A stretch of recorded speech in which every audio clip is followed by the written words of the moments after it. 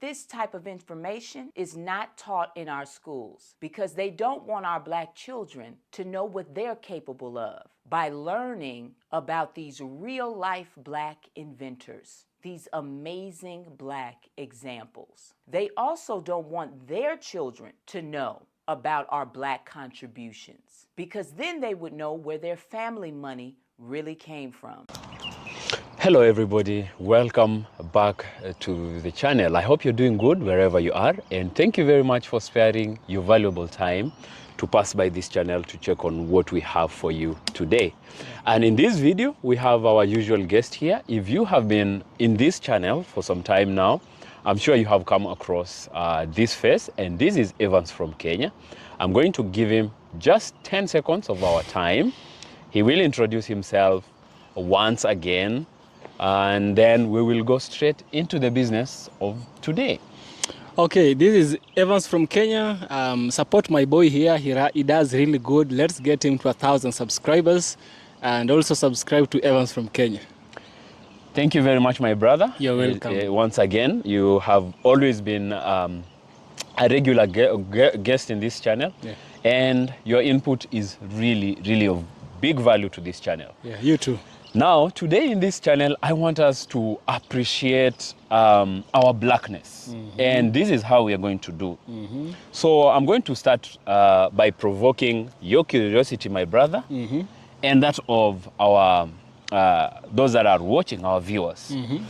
Now, you being a Black child, son of this soil. A proud one. Yes. Yeah. What is it about your ancestors that you carry on your shoulders, in your head, in your subconsciousness, when you move around, that makes you proud to be Black? What is that legacy you find and you can talk about going around? Well. I have so many of things to be proud of as a Black child, boy, man, father, husband. I have so many grandchild as well. Yeah. Thank you very much. I'll cut you short. So let me give you a short story. So there's this story that is told of this French kid that was hosting an American kid, a white American kid, and a Japanese kid. And they went to the French kid's house. Yes, and they had dinner. And after dinner, so this question came across. So the host did ask this question. What is it about your ancestors that you find so proud of? And the first to take stage was the American kid. And this American kid says, I'm so proud of my ancestors because even if I haven't gone to much school, but with this passport, this blue passport, the American passport, anywhere I go, I get the reception of a rock star and a king because of the legacy that was built by my ancestors. Yeah, sure. They have institutionalized a system of governance where everybody looks up to in terms of democracy. America is the land of dreams. You know, that is what he was saying. So I'm speaking in the voice of that kid. Yeah, in his perspective. Yes. Yeah. American soldiers have gone overseas, have died for other people. Okay. Of course, that is also questionable, but you know, that is what he's saying. That is his pride. Okay, let's go to the second one. Can't wait to hear. All right. And then the Japanese kid says, I'm so proud of my ancestors because we are the most organized country in the world. And anywhere you go in an hospital, you're likely going to find a Japanese-made gadget, electronic, in that hospital. When you go to your kitchen, he was telling the rest, all the electronic appliances, high chances are, if not many, if not all, most are actually Japanese. Yeah, sure. In all countries of the world, in every 5 cars, 3 come from my country. You know? Yeah, sure. And you know, that's really a strong legacy. Yeah, sure. And that got me to think about this. And today I want to ask myself and you and all of our Black viewers. First of all, what did the French kid say? The French kid did not give their perspective. So, or I didn't go further to find out. Maybe I will need to find out. Now, let's take it from here. Yeah. We as black children, what is it about our ancestors, really, that we can be proud of? We can be proud of. Okay. Yeah. So should I speak here? Yeah, you can take over, my brother. Okay. Now, speaking of our legacy as Africans, I believe we share a lot. The kid who said he was American and he's proud of the blue passport, you'll find that they share the similarities. They share the privileges as a whole, not just a single one. Yes. Because a blue passport belongs to the members of the United States of America, right? Sure. And so me saying that I am proud of my ancestors means that you also will be proud of the same ancestors. Of the same ancestors and of the same aspects and prospects. You get it? Yes. Yeah. So I will start by saying that there is a lot that Africans have come up with that it's not recorded by the historians. Yes. A funny thing is that the person who writes history is not a black person. Unfortunately. Unfortunately. It's a white person and they write it leaning on their side, you know? Of course. They favor their side. They only write it to make sure that the narrative of white privilege is promoted, or is achieved, or is continued. But we can look at the Library of Alexandria, an example of the things that our ancestors have done, because I myself, I might share an ancestor with the Nubian in Egypt. I myself, or you yourself, can share an ancestor with the Khoisan of South Africa. Southern Africa. With the Yoruba of Nigeria, you know? Yeah. With the Kushites of Ethiopia. So looking at all these at the Library of Alexandria, Africans contributed to the establishment and collection of knowledge in this library. And also we have the pyramids. Yes. It's always perplexing my mind who really built these pyramids, because those things were not just made by simple mathematics. No. It was complex mathematics and superior technology, one which was not, we couldn't think that the previous civilization would come up with that. Yes. And also I'm proud that my ancestors and your ancestors came with a system of writing, or rather they also contributed to the system of writing. The Egyptians... Hieroglyphics. Yeah. You know, we are told, today we see that Egyptians are, most of them are Arabs.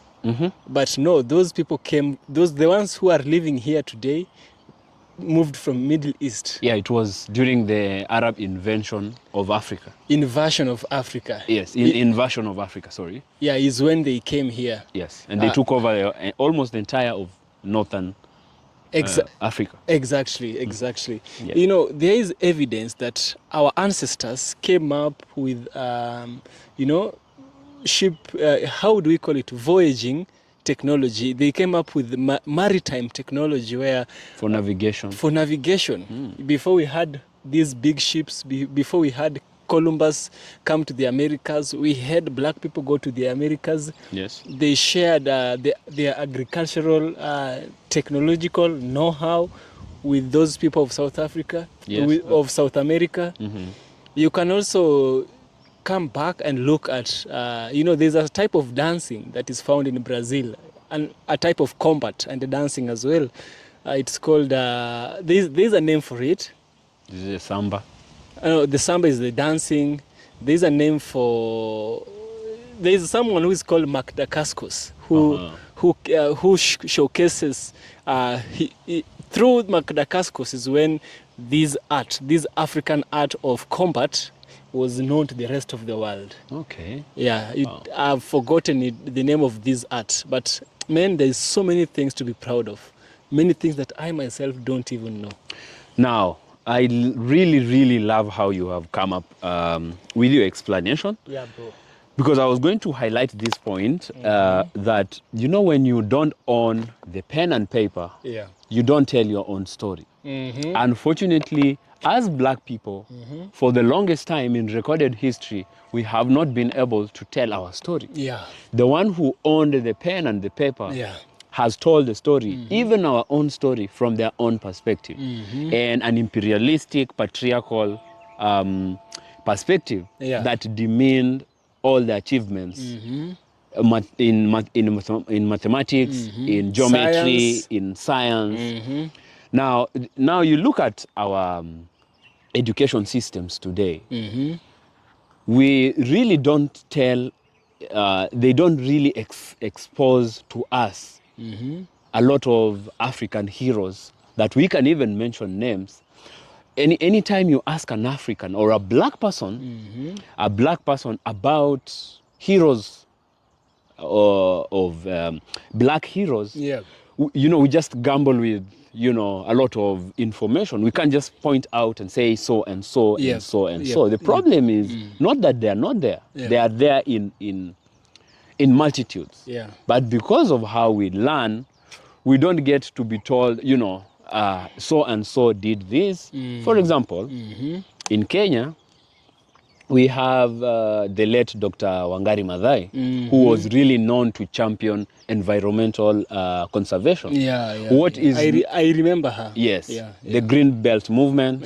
What is never told of the lady is she invented a lot of means for grassroots people to come up with environmental, reforestation, to reduce deforestation. That is not really, even in our own Kenyan schools.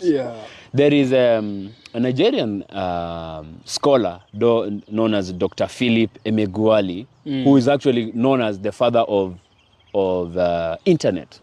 But little is being told about him. Yes, about him, either in Africa or even in Nigeria. You've reminded me of someone else, but I think he passed away. There was a Nigerian a Ghanaian professor. His name was Mensah. Yes, I know him. You know him. He came up, he was a genius. He came up, he invented, or rather he also, maybe he contributed, but he took part in it. You see, we have undersea cables. Yes. And these undersea cables are the ones which spread internet around the world. And this man was able to be part of that invention. There's a specific wire called the fiber optic cable. That is of a very fast speed, and you can and you know that light really travels very fast, and so you can't. Through the science of light and fiber optics, a Ghanaian who is a black person was able to invent something which is serving people, even in these modern times. And not so many people know of him. He is not broadcasted as Nikola Tesla. He is not broadcasted as Stephen Hawking, as Isaac Newton. Or Henry Ford. Now, the essence of this video was to tell us black people, let's go back to history. Let's go back to books. Let's go back to research and find out who we really are and appreciate our own people. I agree. A short video here. I want us to watch it. Let's watch this beautiful black lady and hear what she has to say about this. And at the end of this video, we will have something to conclude this video with.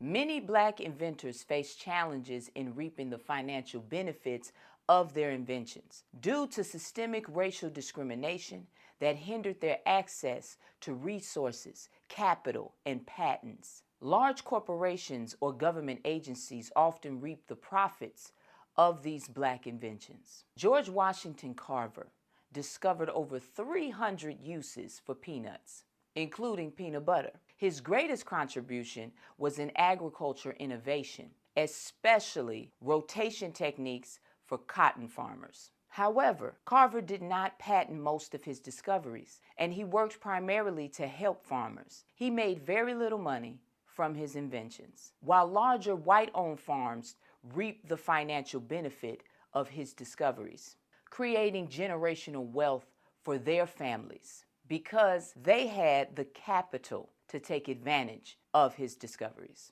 Next up, we have Garrett Morgan. He invented the traffic signal. The red light, green light, yellow light, slow down, and the gas mask. Morgan sold his patent for the traffic signal to the General Electric Company. So they reaped the financial benefits from the mass production and adoption of the invention, creating what? More generational wealth for white families instead of black ones.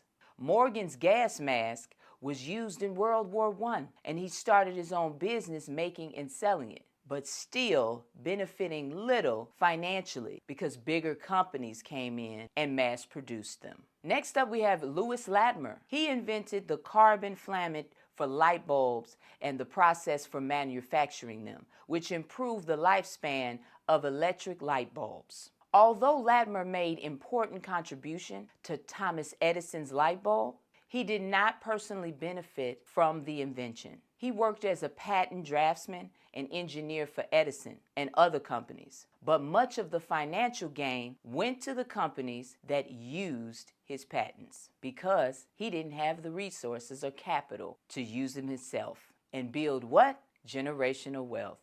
Next, Granville T. Woods invented the multiplex telegraph, an early version of wireless communication that allowed multiple messages to be sent over the same wire. A black man, okay? You texting? Black man invented that. Woods received patents for several of his inventions, but often struggled with patent infringement cases because they came after him for his inventions. Many of his inventions were used by larger companies, such as General Electric, which exploited his ideas without giving him significant financial compensation, and he didn't have the money to fight back. Next, we have Marie Van Britten Brown, who invented the home security system, including a camera, monitor, and remote control door lock. Brown patented the invention in 1966, but her financial gains were limited. The patent was sold to a larger company that developed the home security industry further. Because why? Because they had more capital, more resources. As with many black inventors, she did not see substantial long-term financial rewards for her patent, for her inventions. So another opportunity for generational wealth lost. Denied by who? Anybody? Anybody got a guess? Right. Next we have Dr. Patricia Bath, who invented the laser phaco probe, an innovative technology that revolutionized eye surgery. While her invention significantly improved cataract treatment, she did not personally profit as much as she should have. The technology was widely adopted in the medical field, but much of the financial reward went to the medical institutions and companies that had the money and resources to implement the technology worldwide. I hope y'all picking up what I'm putting down. Next, we have Otis Boykin. He invented the improved resistor used in electronic devices such as computers, guided missiles, and pacemakers. Boykin did patent his innovations, but he did not receive large-scale financial rewards. His work was incorporated into products by larger companies, which profited from the widespread use of his inventions, particularly in the electronics and defense sectors. Another lost opportunity for generational wealth for black families. Next up, we have John P. Parker, who made improvements to the industrialized furnace. Parker's contributions were significant in the industrial field, but like many black inventors, he did not fully benefit from the financial rewards. His work was used by larger companies, so once again, no generational wealth gained. That gain went to white-owned companies. Next up, we have Henry Sampson, who invented the gamma electric cell, a technology used in the development of portable power sources such as batteries. While Sampson did not receive a significant financial windfall from his invention, surprise, surprise, he was instrumental in the development of battery technology. However, much of the economic benefits went to corporations and the military that adopted this technology. So once again, no generational wealth gained for black families. I hope you picked up the importance of building black capital and resources so our future patents and trademark opportunities for generational wealth cannot so easily be stolen from us. I hope you also picked up on the fact that this type of information is not taught in our schools because they don't want our black children to know what they're capable of by learning about these real-life black inventors, these amazing black examples. They also don't want their children to know about our black contributions, because then they would know where their family money really came from. I love y'all, and I'll see y'all in the next one. Knowledge is power, power to the people. We have heard from that beautiful black lady. Yeah. And something that can't not stop screaming in my head right now is wealth. Having wealth as black people, having power, you know, to fight for ourselves. The only reason we have lost so much of what she has said in terms of accruing generational wealth for black families and black people is because even at the beginning, we didn't have the resources to pattern, to continue to develop our inventions. And I can tell you for sure, and I know you can bear me witness, no single video, no any one single video can really encompass all black inventors. If black people have invented so much in this world, but so little is known, so little is taught, so little is told. And after doing that, so much has been stolen from us because we didn't have the resources to do what? To continue. And we can't even have the resources to further our inventions, or we can't get into competition with the larger white-owned companies that steal from us. Yeah, you are right about the capital and coming into competition with the white-owned businesses. One thing we need to understand is that togetherness, unity is strength, and the lack of unity is, there's nothing strong to hold you. There's nothing which will protect you when the enemy attacks. Yes. We know who is the enemy in this case. Of course. Right? Yes.